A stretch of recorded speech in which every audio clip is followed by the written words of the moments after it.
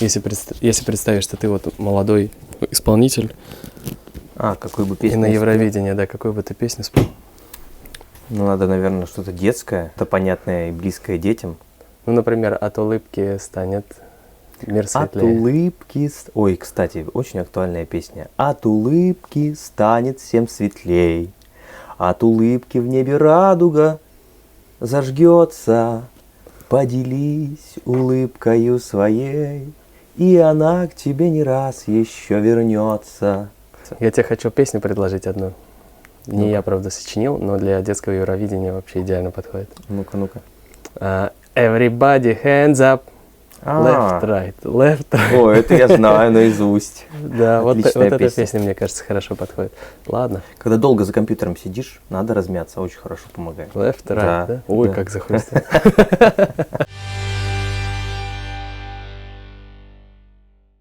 Привет, друзья! Сегодня пятница, самое время обсудить очень интересные новости, которые так или иначе случились на этой неделе. В студии Саша Карельский, Ваня Червинский. Hola, amigos! Hola, desde Сан-Петербурго. Ух ты! Это, Саша, для тех зрителей, которые сейчас нас смотрят на испанском языке. Слушай, я думал, что они все на канале Эхо Питера уже давно. А вот мне кажется, что часть из них еще не знает о том, что есть самый лучший интернациональный международный канал среди каналов Алга Петербург и Эхо Питера. Поэтому, друзья, обязательно переходите и подписывайтесь. Да, поспешите. А мы переходим к обсуждению новостей. С чего, как ты думаешь, стоит начать? Я думаю, что лучше всего будет начать с нашего флешмоба, который уже идет сейчас, Салем Dance 2020, и нам уже присылают танцы. Наверное, мы даже что-то сможем показать сейчас. Угу. То есть, значит, флешмоб в самом разгаре. Да.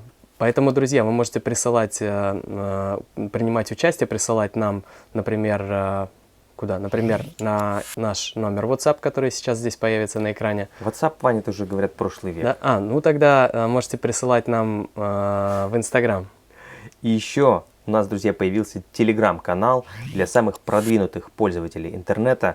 Очень популярная соцсеть, да? Ее можно уже соцсетью назвать, наверное? Или это слушай, пока это все еще вообще, мессенджер? это и мессенджер, и соцсеть, и очень много чего еще. В общем, мы поняли, что мы тоже хотим развиваться в ногу со временем, поэтому у нас теперь открыт свой телеграм-канал. Там тоже классные новости, там можно в чате переписываться или нельзя? А вот... Мы еще пока сами не разобрались, но вот знаем, что канал уже открыт, поэтому... Вот там можно отправить сообщение. Да, переходите, подписывайтесь, обещаем вас там тоже радовать. Да, и, кстати, если вы хотите выложить у себя на странице и показать своим друзьям, как вы танцуете, обязательно тоже это можно сделать. Достаточно добавить хэштег, ну это решеточка, Салем Dance 2020, отметить... Мы его напишем. Да, а мы напишем в описании, но и проговорим, отметить кого? Эхо Петербурга Инстаграм, отметить Димашку Деберген и отметить Николь Ратти. Это зовут девушку, которая нам помогла с этим. Идейный вдохновитель, можно сказать. Идейный вдохновитель, да, но зовут ее Никита, на самом деле, не Николь. Точнее, Николь, но ей нравится, чтобы ее называли Никита. Без проблем. Вот. А я предлагаю начать с новости, которая ошарашила весь мир Диерс. Причем в прекрасном смысле этого слова, потому что не успели все отойти и вкусить полностью клип Кайран Елим на официальном канале Димаша, который совсем недавно преодолел отметку в 1 миллион просмотров, там уже сейчас намного больше. Как вдруг Димаш анонсировал вновь радостную новость, радостную весть о том, что готовит новое видео для всех поклонников его творчества. И сейчас эта новость очень бурно-бурно обсуждается. Саш, знаешь, что это напоминает? Это напоминает, когда вот некоторые популярные блогеры, не такие вот, как наши два маленьких канала, вот, и они анонсируют, когда выпускают какую-то передачу, и они говорят, пускай это видео наберет 5000 лайков, и тогда мы сделаем следующее. И вот мне кажется, что вот такой барьер в 1 миллион просмотров преодолен. И вот теперь следующее видео. Поэтому, друзья, нам нужно будет обязательно там сразу набрать 1 миллион просмотров на новом клипе, чтобы следующее увидеть, правильно? Да, да. Вот как на Weibo ребята делают, из Китая. Вот нам надо также постараться. Причем действительно по глазам Димаша видно, что он вошел во вкус, вот, и хочет следующей работой превзойти самого себя. Очень мы надеемся, что он тоже примет участие в этой работе как режиссер, потому что мы знаем, что с каждой работой скилл повышается, уровень повышается, и я даже боюсь представить, что нас ждет впереди. Да, это же можно сказать первый блин комом. Ну, не про Димаша. Ну ладно, вот наш опыт подсказывает, что первый блин, он не всегда получается идеальный. Вот, но с учетом того, что как больше блинов ты сделал, то твой скилл, получается, растет. И здесь, ну, навык, да, растет. И, соответственно, здесь то же самое. Чем больше клипов ты делаешь, тем больше получается твой навык. И, соответственно, мы можем ожидать, что следующий ролик будет еще лучше, правильно? Да. Хотя вот многие, наверное, поспорят, скажут, что любое творение, оно уникально. Абсолютно верно. У Димаша, видишь, хоть и первый блин, но с икрой получилось. С черной и с красной. Так что здесь все удачно. Слушай, я слышал новость, которую нам прислали сначала в Инстаграм, потом в личное сообщение об успехах Данелии Тулешевой из Казахстана. И так как там все по-английски, я ничего не понял. Ваня, расскажи в 2 словах, что там произошло. А я тебе скажу, она всех победила. Но еще там есть осталось кого побеждать. Да, с успехом выступила, очень круто спела, вот прям вообще наповал. Судьи были в шоке, и они уже говорят, что Данелия, ты готовая звезда. Но в принципе это то же самое, что мы слышали год назад. Говорят, что ты уже готовая звезда, и я вот там не удивлюсь, если ты завтра пойдешь и будешь там, например, собирать какие-то большие площадки и брать большие деньги за билеты на свое выступление. Ну, действительно, по выражению судей видно было, что все пророчили ей вот самое шикарное будущее, потому что действительно, несмотря на то, что девчушка молодая, но у нее настолько крепкий голос, настолько он богатый, интересный, и сама она ведет себя уже действительно как мировая звезда, поэтому я думаю, что успех не за горами. Мы в любом случае поддерживаем, желаем Данелии удачи, потому что впереди, насколько я понял, финал. Да, да. И для тех, кто хочет следить за творчеством Данелии, то обязательно подписывайтесь на, как канал называется, Данелия фан-клаб, да? Ну, у нее по-любому, конечно, есть официальный В общем, фан-клуб. да, он первый в поиске, подписывайтесь, А друзья. мы по возможности тоже будем освещать новости о ней, потому что мы за нее болеем с первых дней, когда она еще выступила вместе с Димашем на конкурсе The World's Best. Многие помнят. Это точно. Саша, а вот есть, как ты думаешь, в Латинской Америке какое-нибудь радио, которое болеет так же за Димаша, как сейчас весь Казахстан болеет за Данелию? Для меня это было открытие. Оказывается, в Мексике есть и радио, и есть преданный Диар, который на протяжении, оказывается, года уже давно ведет авторскую передачу о Димаше, которая называется «Диарс».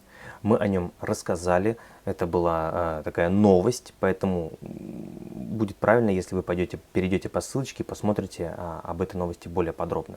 Потому что меня как бы этот сюжет и эта новость в каком плане шокировала? О том, что, оказывается, наверняка так много еще людей, действительно, которых мы не знаем, но вот которые таким важным делом занимаются у себя в стране, у себя на родине и всеми возможными силами делают все для продвижения Димаша. Помнишь, мы видели с тобой видео на YouTube, где женщина ходит в своей родной стране и расклеивает объявления с плакатами Димаш, только о том, чтобы горожане узнали об этом артисте. Да. Друзья, кстати, если кто-то найдет эту женщину, потому что мы ее не можем найти, может, у нее какие-то проблемы, там, может, заблокировали канал, очень хотели мы с ней пообщаться, но вот куда-то она пропала из нашего кругозора. Да. Подскажите, пришлите ссылочку, пожалуйста. Мне очень нравятся вот такие люди, которые спокойно занимаются своим, вот тем, что им нравится, продвигают творчество Димаша, там рассказывают, используют те инструменты, которые у них есть. Это, конечно, очень круто. И чем больше таких людей будет, тем лучше. Полностью с тобой согласен. Я бы хотел еще вот такой комментарий зачитать из нашего Инстаграма. Кстати, кто еще не подписан, обязательно подпишитесь, потому что там много событий, которые не появляются здесь, на канале Алга Петербург. Там Я слышал даже, что там, кажется, стрим планируется, да, небольшой? Да, мы обещали людям, что будем выходить в прямой эфир, поэтому обещание сдержим на выходных, да, в субботу, наверное. Скорее всего, да. Мы сделаем прямой эфир и пообщаемся с вами, поэтому готовьте вопросы. А пока я прочитаю вам следующий вопрос из Инстаграм. Пожалуйста, расскажите немного об этой аллее. Чья идея, кто когда посадил? Может, не я одна, не знаю. Рассказываю для всех. Был май месяц, карантин. Вот, и все сидели дома, не знали, чем заняться. Я был у себя на родине, в Карелии. И день рождения Димаша, все вы знаете, 24 мая. Долго думал, что бы такого интересного, необычного, какой подарок сделать. И ничего лучше в голову не пришло, как посадить вот аллею у себя на территории. Вот, тем более я вспомнил, что год назад как раз мы были в Астане, и там мы с вами вместе Саш, мы были в Нур-Султане. Ой, да, мы были в Нур-Султане Но уже. ничего страшного, мы были как бы сразу и в Астане, И в мы были в Нур-Султане. Астане, Нур-Султане. Вот, и я вспомнил, что там мы посадили замечательную елочку. Кстати, мы посадили елочку на территории школы, и я хочу сейчас обратиться к жителям, что кто там прогуливается или рядом живет, пожалуйста, снимите хоть пару кадров, посмотреть, как она там милая поживает, потому что я знаю, что там на второй год они очень сильно дают в росте, вот у них прям отрастает верхушка, такая мягкая, зеленая, пушистая. Как там у нее дела? Да, интересно, как там аллея Димаша, как елочки уже выросли. Ну и вот, и вдохновившись этими воспоминаниями, я решил около дома посадить прекрасную аллею, 30 елей я высадил. Вот, и когда был сейчас недавно... Примечательно, да, то, что 26, ну, как бы прирослись, да, и сильно освоились там. Очень хорошо освоились, поэтому я осенью еще поеду. Хочу досадить там еще несколько деревьев, чтобы действительно была полноценная аллея. Вот, много планов. Я хочу, чтобы там музыка даже, Вань, звучала, да? В аллее Димаша. Ты знаешь что, я вот когда учился в Финляндии, я там ходил на экскурсию, значит, в один ресторан, в котором в отдельном цеху хранились овощи, и там для этих овощей играла музыка. И суть в том, что если хранить их в таком под музыку, то они лучше хранятся. Вот ты мне сейчас подкинул отличную идею, и, кстати, возможно, отличную идею для производителей холодильников, да, которые могут сейчас, конечно, у нас позаимствовать идею, но если в холодильнике будет играть музыка Димаша, возможно, да, возможно, продукты станут полезнее. Слушай, а я думаю, что у нас в офисе техника не ломается? Так это потому, что здесь регулярно, круглосуточно звучит музыка Димаша. Да, кстати, в офисе не ломается, а стоит выйти из офиса, сразу что-то, какие-то поломки начинаются. Так что берите, друзья, совет на вооружение. Метод действенный. Кстати, Саш, вот мы с тобой постоянно говорим о Димаше Канатовиче, постоянно говорим о музыке, а мы иногда забываем про людей, которые помогают за кадром. Да, которые находятся за кадром. Например, вот есть отличная новость, это то, что Ерлан Бекчурин теперь будет на Евровидении. Ух ты! Ерлан Бекчурин, для тех, кто не знает, это саунд-продюсер Димаша Кудайбергена, поэтому вся вот музыкальная аранжировка, вот то, что мы слышим, то, что мы называем музыкой Димаша, это его рук дело, его творение, поэтому ты очень талантливый человек. И ты говоришь, что вот его пригласили на Евровидение. Но, насколько я знаю, не просто на Евровидение, а на детское Евровидение, что вдвойне, мне кажется, более ответственное мероприятие. Да, поэтому поздравляем Ерлана. А он согласился? Вот этот момент мы не уточнили.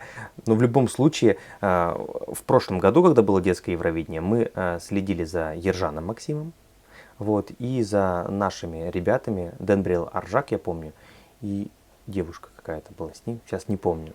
Но теперь в этом году мы будем следить за Ерланом Бекчуриным. Вот, несмотря на то, что он, я надеюсь, будет в членах жюри. Да. Вот такая была интересная неделя, друзья. Время наше подходит к концу, да? А можно я под конец расскажу про передачи, которые удалось выпустить на канале Алга Петербург, и на которых очень мало просмотров, я этим сильно Саша, недоволен. ну, конечно, ты можешь воспользоваться рейтингами нашей сегодняшней передачи и прорекламировать. Вот. А я вот не буду рекламировать, просто скажу, друзья, что присылайте ваши танцы, подписывайтесь на Инстаграм, подписывайтесь на Телеграм и приходите на канал Эхо Питера. И обязательно посмотрите, уделите время таким передачам, как «Две звезды» Алла Борисовна Пугачева и Димаш Кудайберген. И еще вот вышла новая передача, приуроченная к годовщине гибели легендарного рок-музыканта Виктора Цоя. Там я тоже делаю достаточно интересный сравнительный анализ, и очень хочется услышать ваше мнение. Переходите, смотрите и наслаждайтесь. Да, на «Эхо Питера» там есть про Майкла Джексона. Видите, как много передач выходит, а вы не смотрите. Пожалуйста, смотрите, лайкайте, делитесь с друзьями. И танцуйте, и танцуйте. И пусть у всех будет хорошее настроение на следующую неделю. Алга. Всем пока.